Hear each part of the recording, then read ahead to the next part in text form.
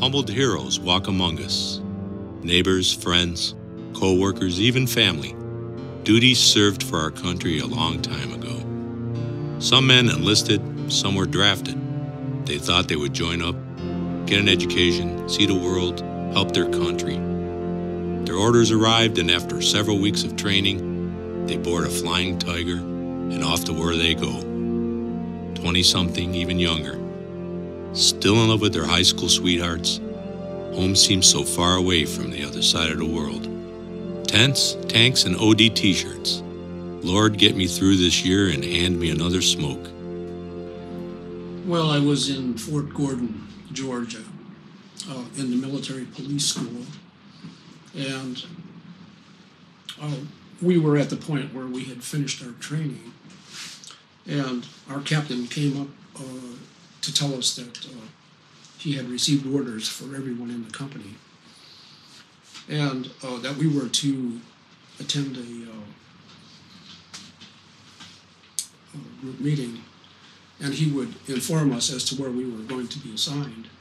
And he called out everybody individually, and everybody acknowledged that they were there, and one by one he would call one name. He called out my name, Caroli. I raised my hand, here, sir, Vietnam. It was April, late April 1969. I was stationed in Germany, the 77th Heavy Equipment Maintenance Company in Karlsruhe, Germany. And they called us all out of formation and handed us our orders. I flew out of California up to Alaska, and then I think we flew to Okinawa, and then into Da Nang, Vietnam. And we had our dress, I would be Navy, even though I'm CB's, I had dress blues on. We flew into Da Nang, it was about 118 degrees. So I remember walking off the plane, sweating, pouring off me. And then there was all these guys standing there clapping and waving at us and everything. And as you're walking down the steps entering country, you realize that the reason they're clapping is because they're waiting to get on that plane to go home. Just a year in Vietnam.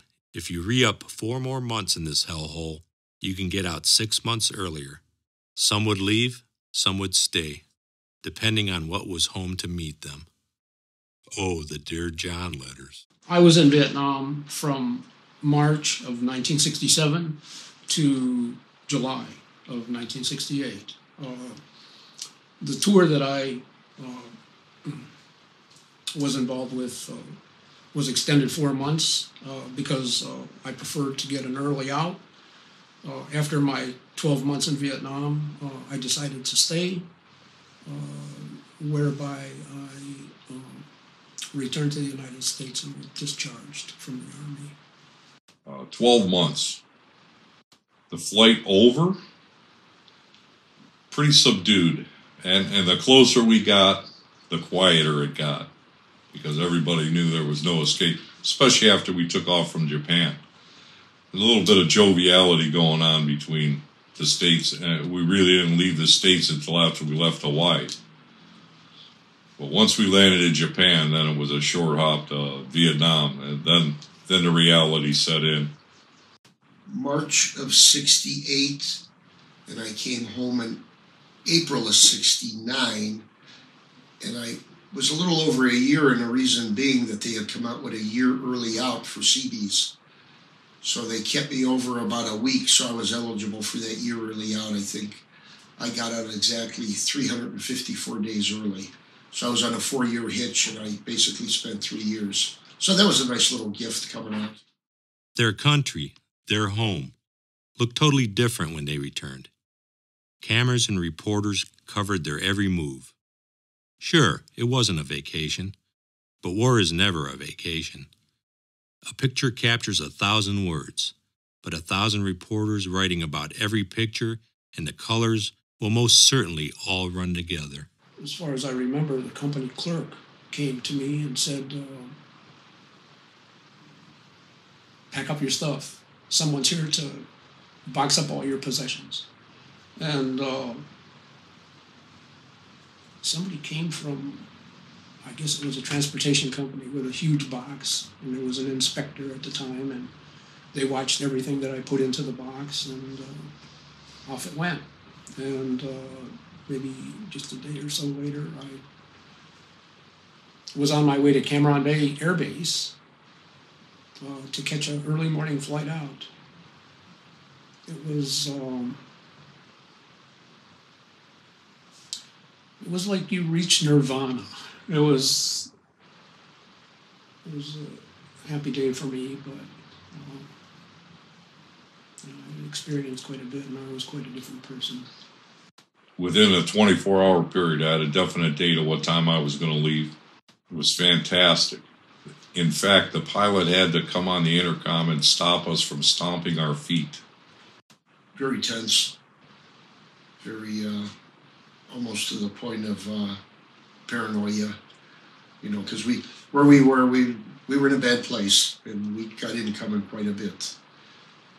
In fact, the last 2 weeks, we had what we called the hole. We had a hooch that held about 12 guys, and on each side of the hooch, they had dug a trench about 10 foot deep, and we had a trap door. You would go down there. So for about my last 10 days in Vietnam, I slept down in the hole. I remember seeing a guy in the airport wearing yellow pants when I got home, a soldier said. It was a totally different country that I have left, and he was a totally different man when he returned. I was quite a quiet person. I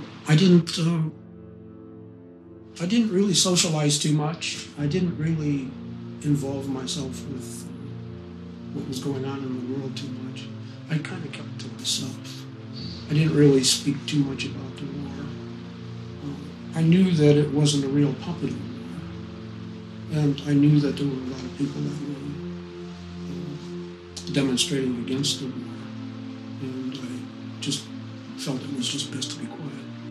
Well, it was fairly stressful. I got back on the 30th of May of 1970, which was just a shade over 3 weeks after Kent State. So you pretty much didn't wear your uniform anywhere. Me and Bobby just kind of partied for like about a month.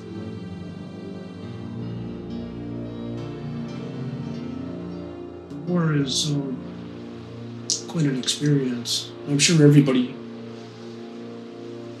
experiences it in a very different way.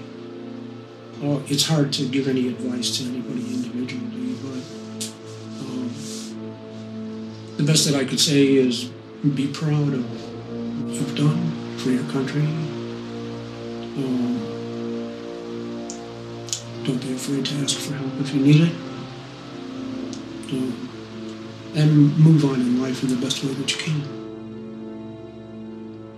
Get involved with your family and all the vet organizations that you can. There's a lot of help out there. You might not believe that you have stress, but you do. Well, this is very tough. We were, our war was a little bit different. They're dealing with all these IUDs, and you know that you don't know who the enemy is. It's, I guess, just get help. I was lucky, you know. I know a lot of guys that are screwed up from but just the VA gives you help, you know, get some counseling and that. But I still think the service is a wonderful place. You go in, it teaches you respect, honor, and if you want to apply yourself, there's opportunity, you know, to get a good career. They don't talk about it. They don't brag. They just go about their business, day in and day out. They are all in their 60s now, humble, quiet, subdued. It's still hard to tell their story, to share their thoughts, because when they came home, they were not welcomed. The Unwelcome Soldier.